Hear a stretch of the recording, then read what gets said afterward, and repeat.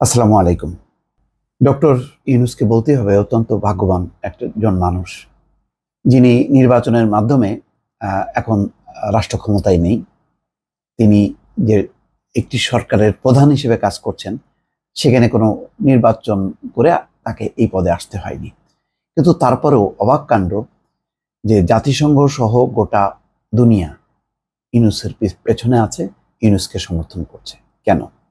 মূল কারণটা হচ্ছে যে বাংলাদেশের বিগত 15-20 বছরের রাজনৈতিক ইতিহাস তারা জানে।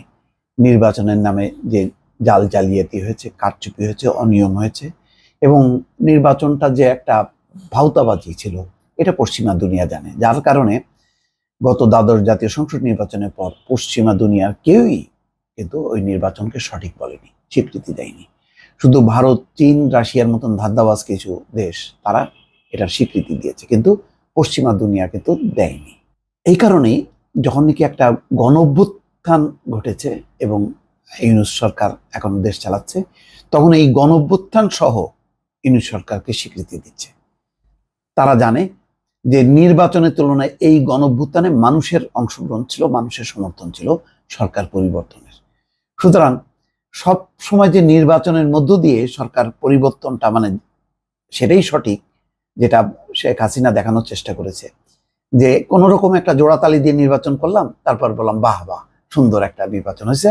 একেবারে ওই যে তিনি বলতেন না যে জনগণ তাদেরকে বারবার নাকি ভোট দিয়ে নির্বাচিত করে, কি আর করবে, তাদের এত জনপ্রিয়তা, এত উন্নয়ন যে বারবার জনগণ শুধু ভোট দিচ্ছে, সেই জন্য তারা ক্ষমতায় আছে। জনগণ যদি ভোট না দেয় তাহলে তারা ক্ষমতায় আসবে না, এমন একটা ভাব। অথচ জানে যে এই জনগণের ওই যেমন লাস্ট নির্বাচন, আমিডামি নির্বাচনে কাকে না দেওয়ার অপশনটা কোথায়? তারা ঘরে বসে থেকেছে, কিন্তু আওয়ামী লীগে তো 2-4টা কর্মী লোকজন আছে, তো তারা তো যে ভোট দিচ্ছে, তো কোথায় দিবে তারা? শেখ হাসিনার বদলে অন্য কোনো অপশন ছিল? এইরকম একটা ভয়ঙ্কর একটা বাজে একটা জালিয়াতি, এক ধরনের ব্ল্যাকমেইলিং নির্বাচন, সেই নির্বাচনে পশ্চিমা দুনিয়ার স্বস্তিতে ছিল না। এই কারণে দেখেন আজ পর্যন্ত ইউরোপ, আমেরিকা, জাতিসংঘ যতগুলো সংস্থা দফায় দফায় তারা বক্তব্য দিচ্ছে, প্রত্যেকেই কিন্তু ইউনূস সরকারকে সাপোর্ট দিচ্ছে, তার সঙ্গে কাজ করার অঙ্গীকার করছে। এমনকি জাতিসংঘ খুব দ্রুত একটা তদন্ত টিমও পাঠাচ্ছে একেবারে ডক্টর ইউনূসের সরাসরি ফোনে। তিনি জাতিসংঘের মানবাধিকার বিষয়ক হাই কমিশনার ভলকার টুর্ককে ফোন করেছেন, পাঠাতে বলেছেন, সাথে সাথে তিনি রেসপন্স করেছেন। এই হচ্ছে ইউনূস, যে ইউনূসকে সুদখোর, তারপরে গরিবের টাকা মেরে দেওয়া, কত রকম মানে রক্তচোষা এই বলে আখ্যায়িত করেছে একটা সম্মানিত মানুষকে। আজকে দুঃখজনক হলো যে শেখ হাসিনার এই সরকার, শেখ হাসিনা সহ তারা সম্মান না দিলেও সারা বিশ্ব এখন সম্মান দিচ্ছে।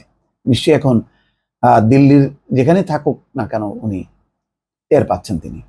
যাই হোক, সর্বশেষ যেই খবরটি এসছে, ডক্টর ইউনূসকে চিঠি, অন্তর্বর্তী সরকারের সঙ্গে কাজ করার অঙ্গীকার জাতিসংঘ মহাসচিবের। শুভেচ্ছা জানিয়েছেন জাতিসংঘের মহাসচিব আন্তোনিও গুতেরেস। তিনি চিঠিতে ডক্টর ইউনূস সরকারের সঙ্গে কাজ করা সহ বাংলাদেশের জনগণের স্বার্থে সমর্থন অব্যাহত রাখার ক্ষেত্রে জাতিসংঘ অঙ্গীকারের কথা উল্লেখ করেন। ছাত্র জনতার অভ্যুত্থানে 5ই আগস্ট শেখ হাসিনার সরকারের পতন ঘটে এবং শেখ হাসিনা রীতিমতো পালিয়ে যান ভারতে।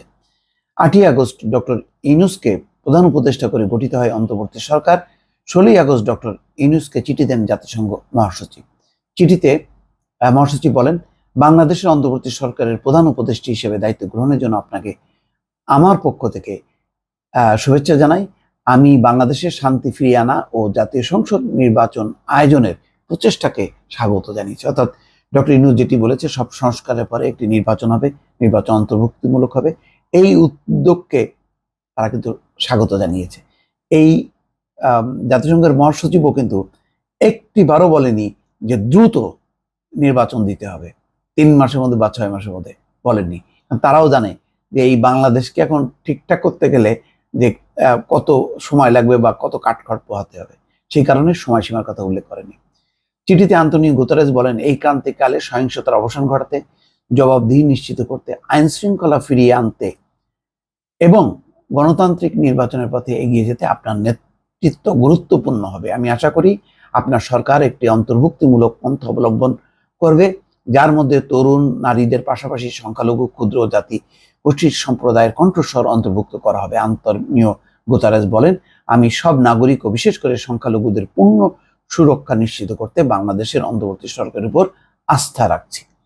দর্শক, এছাড়াও আরো বক্তব্য আছে, তো মোটামুটি মোটা দাগের বক্তব্য কিন্তু তিনি দিয়েছেন এবং একই ধরনের ভাষ্য কিন্তু ইউরোপ, আমেরিকা সবারই।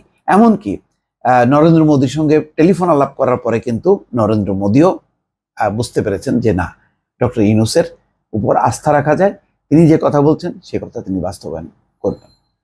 দর্শক, ভালো থাকবেন। আল্লাহ হাফেজ।